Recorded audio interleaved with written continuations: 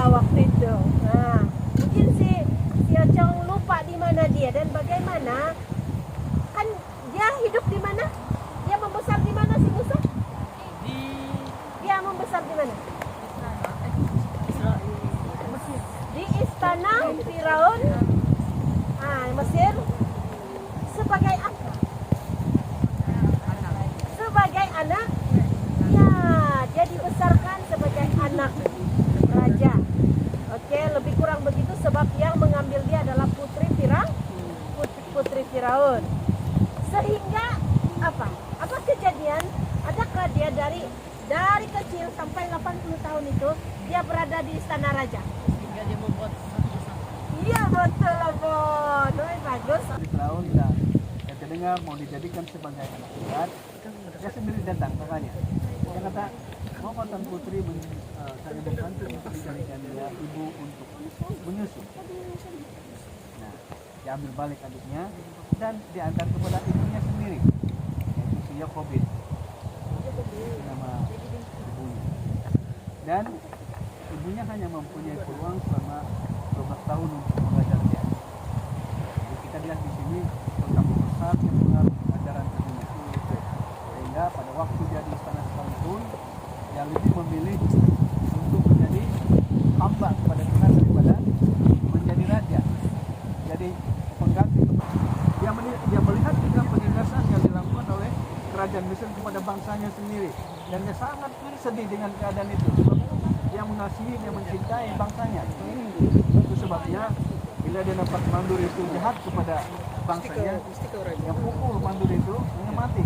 Kemudian dia tanam di dalam pasir. Ada orang nampak apa yang dia buat. Kemudian lain hari dia nampak oleh perkara yang sama. Ini kali Israel sama Israel bergaduh. Jadi dia cakap, kenapa kamu bergaduh? Nah, dia bilang, siapa yang angkat kau jadi hakim kepada kami? Apakah kamu bunuh kami macam yang kau buat? Itulah dia rasa takut. Kemudian dia lari pergi Midian. Nah, pada waktu itu umurnya baru 60 tahun. Dan di Midian inilah dia berkawin dengan seorang perempuan yang dia beruntung. Sebab walaupun perempuan itu bukan Israel, tapi istrinya ini bagus. Yang terlepas dalam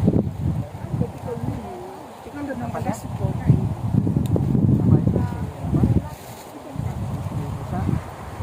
bapaknya adalah seorang imam di Midian yang pernah datang kepada Musa itu waktu dia memerintah. Kemudian dia kawin di sana pada umurnya 60 tahun baru dia kawin di Midian. Lepas itu dia jadi gembala di sana. Dan pada satu hari tiba-tiba dia nampak api sedang membara. Tapi yang dia heran, walaupun ada api, kayu itu tidak terbakar. Sekali heran, tempat di mana kamu harus itu, tempat dia dapat masuk. Masuk satu tempat, kenalah dia. Menurut pelajaran, lepas itu dia dibangkitkan. Orang tidak tahu sebab sampai sekarang tidak ada orang yang bekerja menemui kuburnya. Di mana dikuburkan tidak orang tahu. Sekali kita tahu yang Anak ke-11, Yusuf disayangi oleh bapaknya. Yusuf diberi jubah maha indah dari ayahnya. Namun adik-beradiknya cemburu akan Yusuf.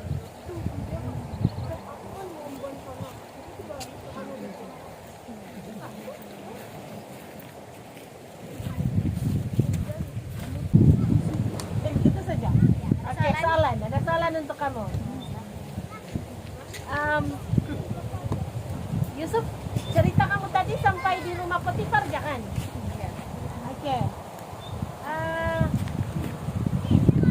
Kenapakah selepas si Yusuf di rumah Potifar, apa berlaku dan kemana Yusuf?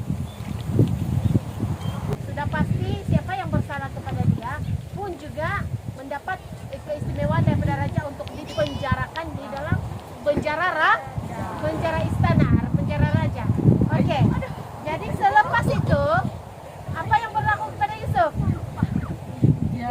Oke, dia Bebaskan dari penjara. dapat mentafsir mimpi.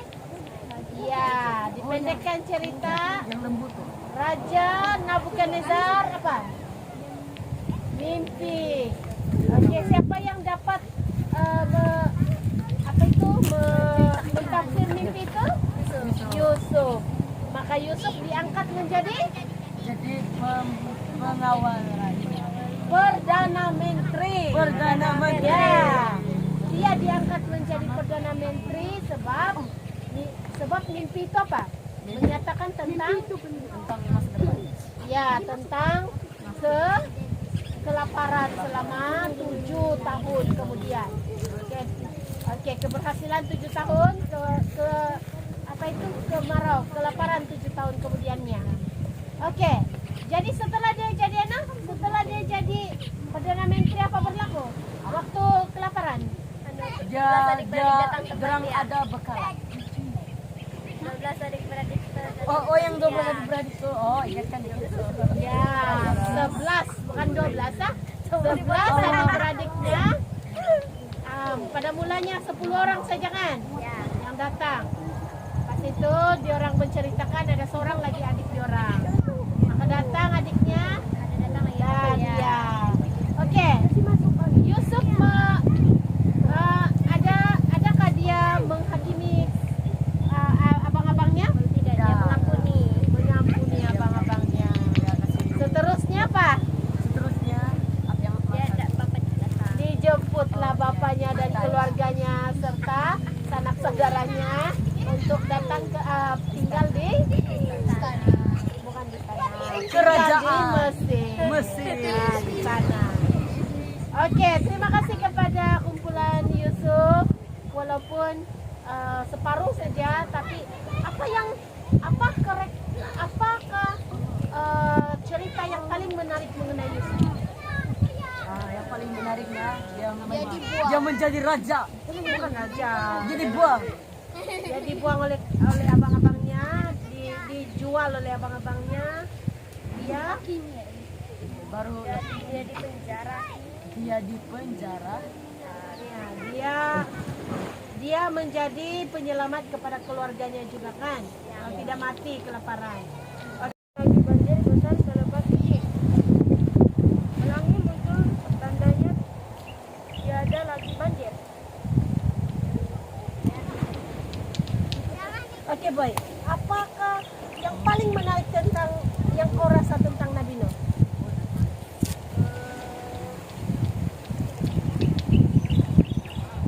Yang paling siok yang kau ingat tentang Nabi Nuh? Yang boleh kau describe satu perkataan saja.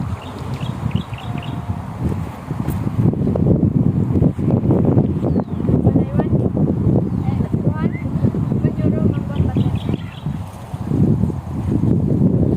Oke, haiwan kah yang suruh atau siapa yang suruh? Bukan yang suruh. Oke. Nabi Nuh, kalau kita ingat saja bahtera, kita ingat sudah dia kan? Nah, itulah. Bahtera adalah satu lambang yang boleh describe Nabi Nuh punya perjuangan. Bagaimana dia menurut perintah Tuhan. Oke, boy, syabas tahniah sebab berapa praksi kau paham? Rasa berapa di antara 1, 2, 3, 4, 5? Di mana level yang kau betul-betul paham tentang si Nabi Nuh? 1, 2, 3, 4, 5 mana? Level 1, 2, 3, 5 yang paling tinggi. Kalau aku 5.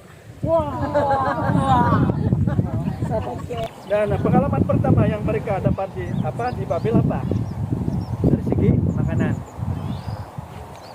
Orang raja minta supaya orang makan bersama-sama dengan dia di atas meja. Nah, ini satu keistimewaan sebenarnya. Orang-orang yang masih muda boleh makan bersama-sama dengan raja. Tetapi dia masih ingat pelajarannya sebelum ini bahwa makan daging itu tidak bagus, apalagi kalau daging yang haram. Jadi dia berkata, biarlah saya makan sayur saja. Uji kami dalam masa berapa hari?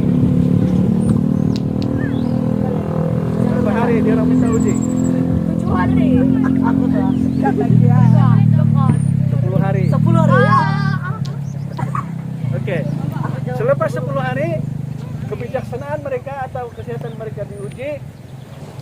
Mereka bijak lebih apa daripada orang Babylon berapa kali ganda?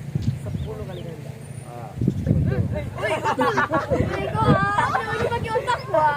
Setelah diuji kebijaksanaan mereka, mereka lebih bijaksana dibanding dengan orang-orang Babel yang lain sebanyak 10 kali. 10 kali ganda.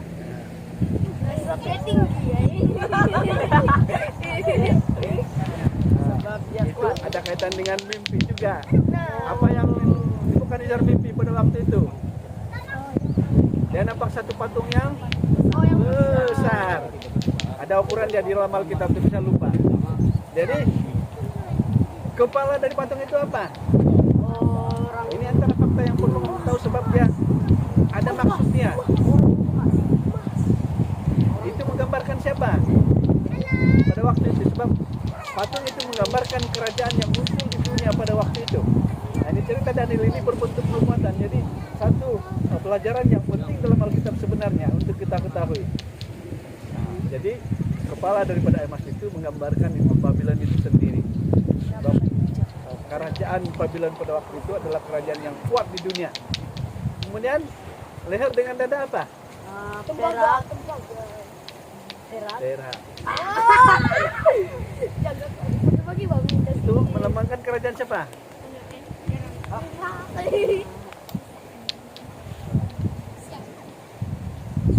Itu kerajaan Persia. Media Persia. Kemudian pinggangnya cuma separuh dengan apa? Yang sampai di pinggang, separuh paha apa? Tembaga. Itu kerajaan apa? Itu melambangkan kerajaan Yunani. Itu di bawah pimpinan siapa? Iskandar Zulkarnain. Kan ada belajar dalam itu, dalam sejarah pun dia ada nama dia. Salah satu pahlawan. Rupanya dia masuk dalam Alkitab. Iskandar Zulkarnain. Nah, lepas itu dari paha sampai kepada kaki apa? Kayu. Sudah ada kayu di sana. Campur batu dengan tanah liat. Itu kerajaan apa? Itu adalah lambang kerajaan Roma. Jadi 4 kerajaan ini sudah musnah sekarang. Jadi sebenarnya patung itu Tuhan beritahu kepada Daniel dan kepada Babylon pada waktu itu bahwa itulah 4 kerajaan yang akan bertukar sepanjang masa sebelum kerajaan Tuhan Yesus muncul. Sebab dia kata tiba-tiba ada satu batu yang besar jatuh dari atas dan menimpa kaki. Itu adalah apa? Lambang apa itu? Itu kerajaan siapa? Nah, itu adalah kerajaan Tuhan Yesus sendiri. Itu adalah kerajaan yang kelima yang akan muncul dan itu adalah kerajaan yang kekal. Dia akan menghancurkan semua kerajaan-kerajaan yang ada. Kebetulan yang kerajaan yang lain itu sudah berlalu.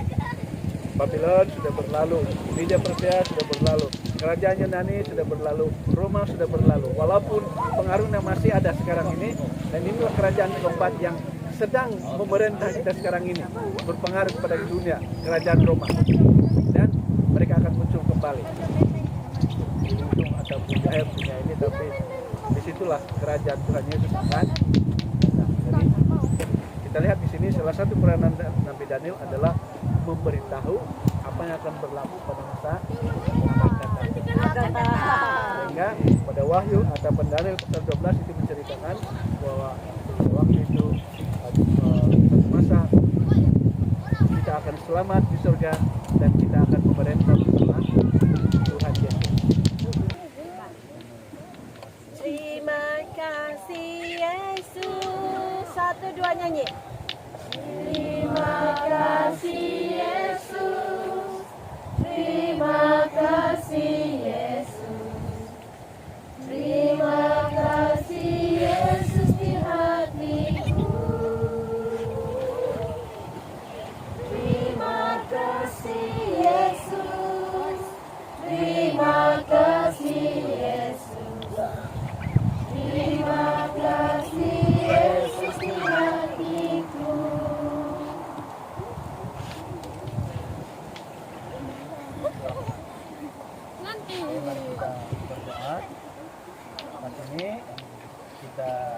Sini adik, adik. Oh adik, mari bawa dulu. Yang kenyang mari. Kau juga kenyang tapi tidak boleh jalan dulu. Satu ya.